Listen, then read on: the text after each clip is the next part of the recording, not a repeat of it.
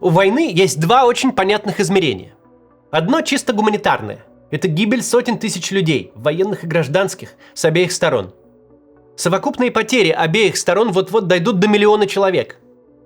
Это бесчисленные преступления. Это пытки, бессудные казни, разрушенные семьи. Это миллионы беженцев. Но долгий мир, в котором мы с вами жили до недавнего времени, был обеспечен, в общем, не тем, что человечество, или хотя бы европейская его часть, стало как-то особо гуманной или разлюбило убивать. Долгий мир в первую очередь был обеспечен вторым измерением войны – экономическим.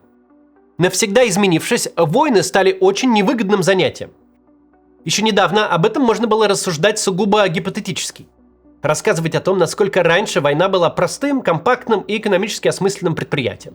Насколько современная война с ее дороговизной и разрушением всегда оборачивается не прибылью, а экономической катастрофой для всех участников.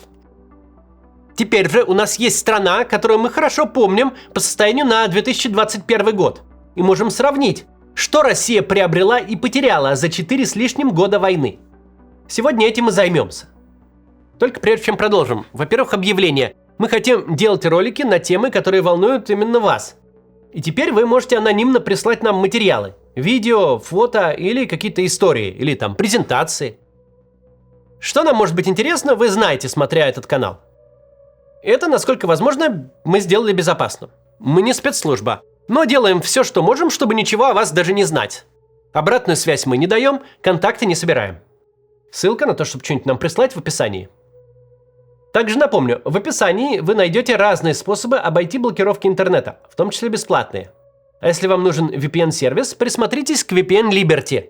Он стабильно в топе нашего рейтинга и дает 30 дней попробовать бесплатно, без привязки карты.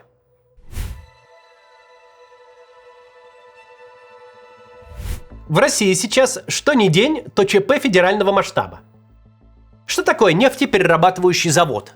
Это не заправка или нефтебаза, а большое предприятие. В России их считанное количество. В реестре Минэнерго, введенных в эксплуатацию НПЗ, всего 39 штук. И каждый день горит как минимум один. Один и тот же может гореть несколько раз в месяц. Техногенная катастрофа такого масштаба, какие в нормальной ситуации случаются 2-3 раза в год, теперь происходит 2-3 раза в неделю.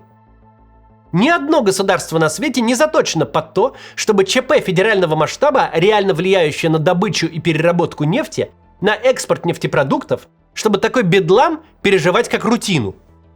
Сейчас ущерб, измеряемый миллиардами рублей, как минимум, наносится чуть ли не ежедневно. Ничего подобного невозможно было бы себе представить ни при каких обстоятельствах вне войны. Львиная доля территории России упрятана глубоко в континент. Мы не Япония с ее бесконечными землетрясениями, не Штаты с ее ураганами и торнадо. Лесные пожары раз в пару лет, наводнения – это максимум, что у нас случается. А тут представьте, что локальное землетрясение с разрушением инфраструктуры происходит каждый день. И остается только смириться с тем, что раз за разом теряешь баснословные деньги. И большой такой кусок очень важной индустрии. Или взять экспорт нефти. Экспорт сырой нефти – главный источник валютных поступлений, фундамент российской экономики. И вообще главная ценность России для экономики мировой.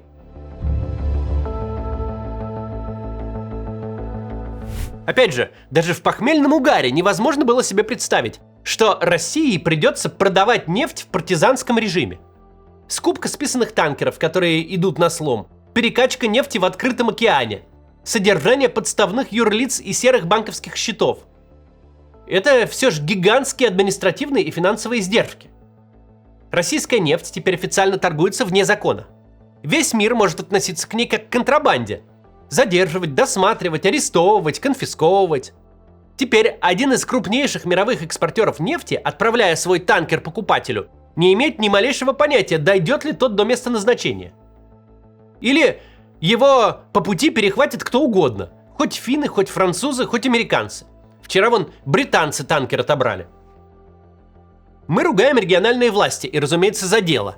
Но вообще-то, когда у вас в регионе одновременно горят заводы, с неба льется нефть, на заправках стоят очереди, федеральный центр требует наемников, и все это многообразие проблем не отменяет еще и текущие работы, тут любой государственный аппарат захлебнется. Ничто не происходит одним днем. Все нынешние беды нарастали постепенно. Но если посмотреть на них глазами довоенного российского начальства, проблемы которого сводились к мирным митингам городской интеллигенции в защиту Навального, можно в ужас прийти. У российского начальства денег же все первые путинские 22 года было, как у дурака Махорки. Из 22 федеральных бюджетов с 2000 по 2021 год дефицитными были всего 9. Из этих 9 только в 6 случаях дефицит превысил 1% ВВП. За всю путинскую эпоху перед российским правительством в принципе не вставал вопрос, где взять денег. Даже в кризисные годы 2009, 2010, 2014, 2016, 2020, 2021, когда нефть падала, Крым захватывался, доллар улетел в небеса, страну накрывал ковид, всегда был очень простой ответ. Засунуть руку в резервы и вынуть столько, сколько надо. Вопрос стоял вообще иначе. Куда деньги потратить? Любая возникающая проблема, хоть выборы, хоть лесные пожары, хоть Олимпиада, хоть неурядицы во внешней политике, все решалось двумя волшебными словами – выделить средства. Сколько надо, столько и выделить. Сама возможность тратить столько, сколько хочешь денег, компенсировала всю коррупцию и всю неэффективность. Даже если на чем-то украдут 3/4, это не такая уж и проблема, потому что потратить ты можешь в 5 раз больше. Зачем выбирать между тем, чтобы дело сделать, мост там построить или Олимпиаду провести, и тем, чтобы обогатить всех причастных? Можно ведь было и то, и другое сразу. Наша система не просто под нехватку средств не заточена. Она даже в страшном сне не могла себе представить, что ей придется трясти кружкой у вокзала. Поколение российских управленцев, для которых слова «дефицит» и «госдолг» были чем-то привычным, уже давно либо на пенсии, либо в эмиграции, либо на кладбище. Продолжим после небольшой рекламы. Если вы планируете открыть карту в зарубежном банке, лучше не откладывать это на потом. Банки постепенно пересматривают свою политику, и, например, в Казахстане карту открыть стало уже не так просто, как раньше. Можно легко сейчас лишь продлить срок действия уже выпущенной. Но все еще можно открыть счет в других банках ближнего зарубежья. С этим помогает компания Феноменал. Феноменал помогла открыть карты уже тысячам россиян. И теперь те смогут спокойно принимать SWIFT-переводы с выгодной конвертацией, хранить деньги в валюте на именном счете, арендовать автомобили, оплачивать покупки за границей как онлайн, так и офлайн. При этом пополнить можно все это дело прямо по системе быстрых платежей с российского счета. Или наоборот, вывести средства на российскую карту, если получили международный перевод. Такой счет здорово пригодится и для путешествий, и для оплаты зарубежных сервисов, и для получения гонораров от иностранных заказчиков. Также с помощью такой карты можно покупать криптовалюту по хорошему курсу прямо внутри приложения банка. Банковское приложение доступно на русском языке. Apple и Google Pay с такими картами прекрасно работают.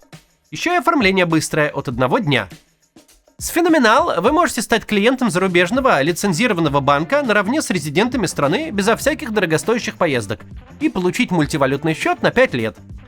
Обслуживание карт недорогое, а по промокоду CATS будет скидка на оформление 5000 рублей. Поддержка Феноменал поможет вам на каждом этапе, от обращения до активации. Ссылка в описании.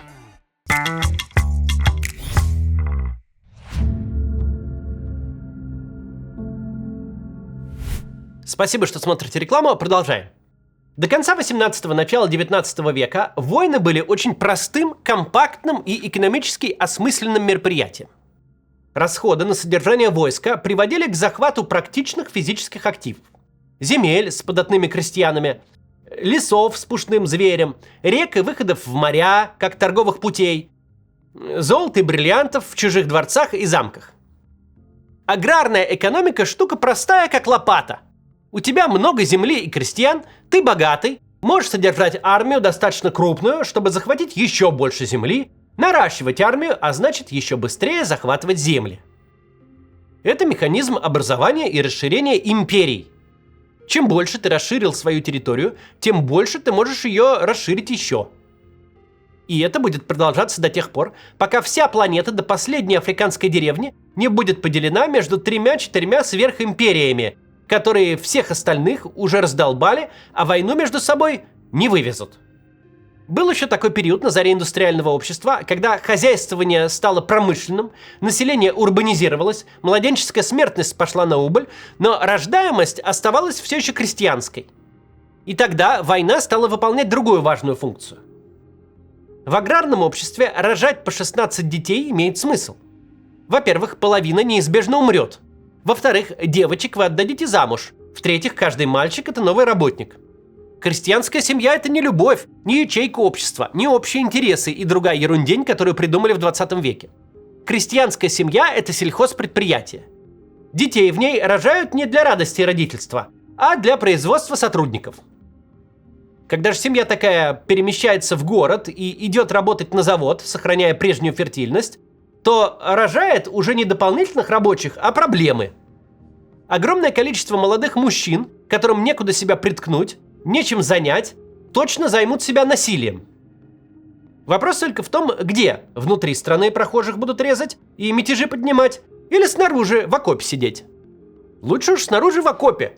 Таковы были реалии ранней индустриальной эпохи, и война в них выполняла функцию утилизации молодых мужчин.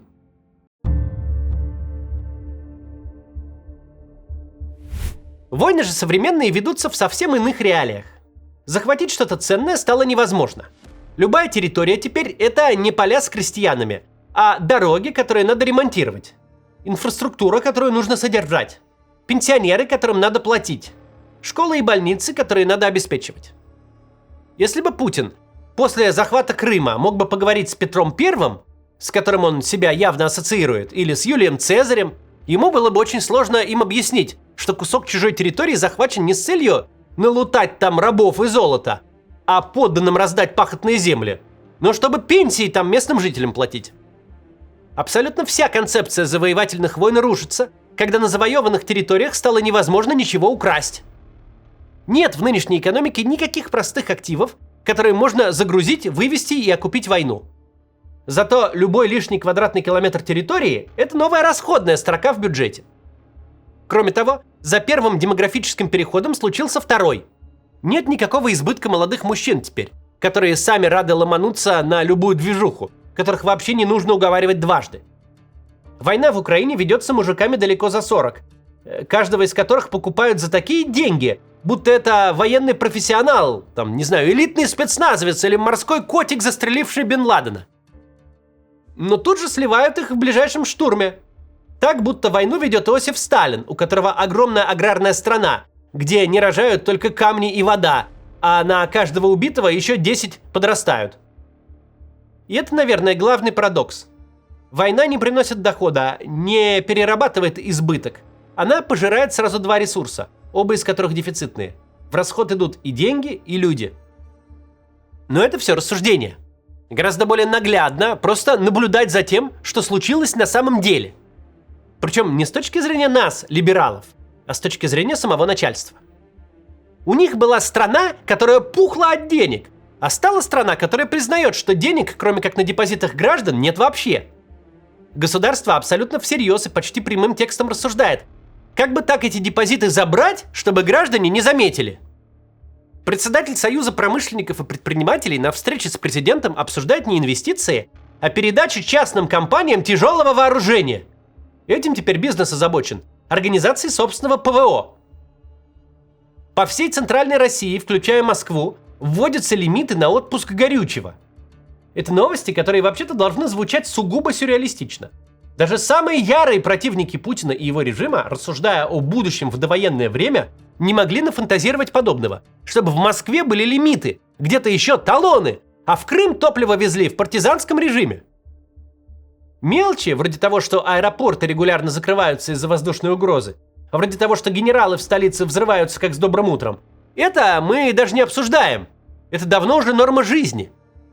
Как и то, что целый ряд позиций критического импорта в Россию, промышленное оборудование и комплектующие приходится возить по серым схемам, трижды переплачивая, под постоянным риском раскрытия очередной схемы и срыва поставок. За 4 с лишним года могучая страна, которая ведет войну с заведомо более слабым противником, получила убытки по всем направлениям. По экспорту, по импорту, по рабочей силе, по промышленной инфраструктуре, по налогам, по бюджету. Нигде не прибыло, везде убыло. Любое публичное мероприятие с большим скоплением людей на открытом воздухе становится огромной проблемой.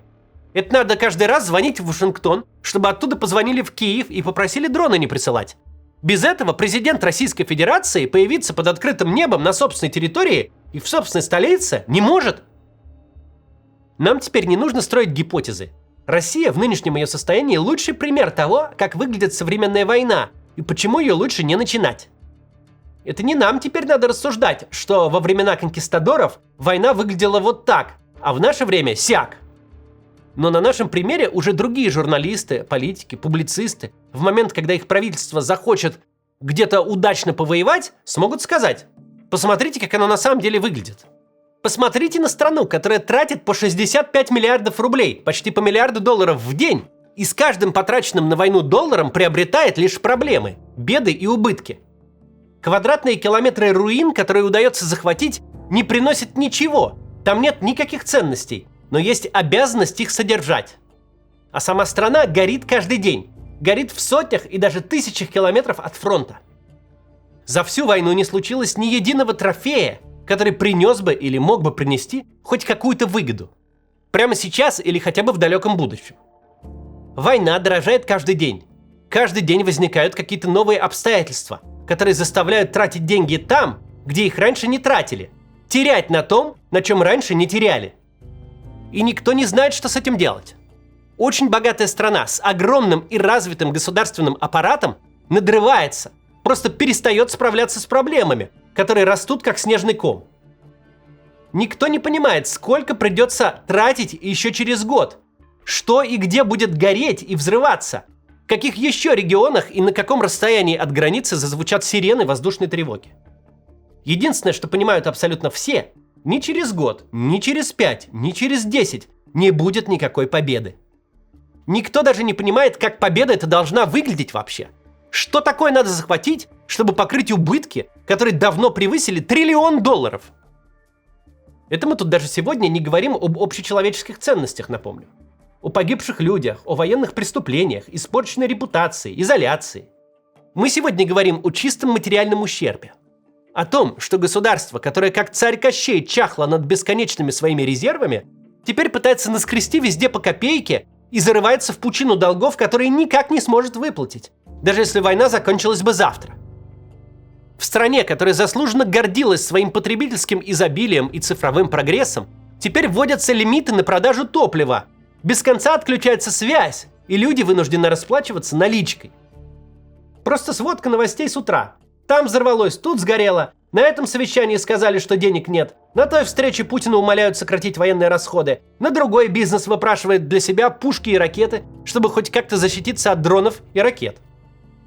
Российские элиты еще 4 года назад богатейшие люди на планете, которые не вылезали из Лондонов и Куршавелей, скупали всю самую элитную недвижимость, держали счета и активы в каждом приличном банке каждой приличной страны, ужинали с президентами и играли в гольф с принцами.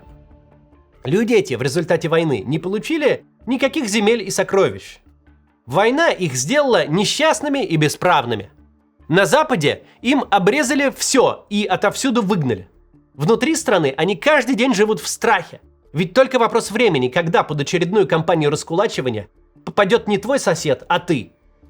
Когда заберут все деньги, все дворцы, все яхты и самолеты, а самого тебя закатают в СИЗО. Элита, которую во всей истории человечества войны в первую очередь обогащали, ныне должна отбиваться от дронов с одной стороны, платить государству сотни миллиардов на войну, с другой в надежде на то, что за остальными придут, а за ними нет. Россия как государство разорена. Российские элиты стали в реальности нищими и бесправными. И это всего за 4 года, практически без войны на своей территории. Само по себе это лучшая иллюстрация того, как выглядит современная война. Что на ней нельзя завоевать ничего, кроме большой для себя беды. Единственная реальная ценность войны России с Украиной именно в том, что Россия на своем печальном примере всем потенциально желающим где-то повоевать слишком явно показывает, в какой беде они окажутся, если решат попробовать. До завтра.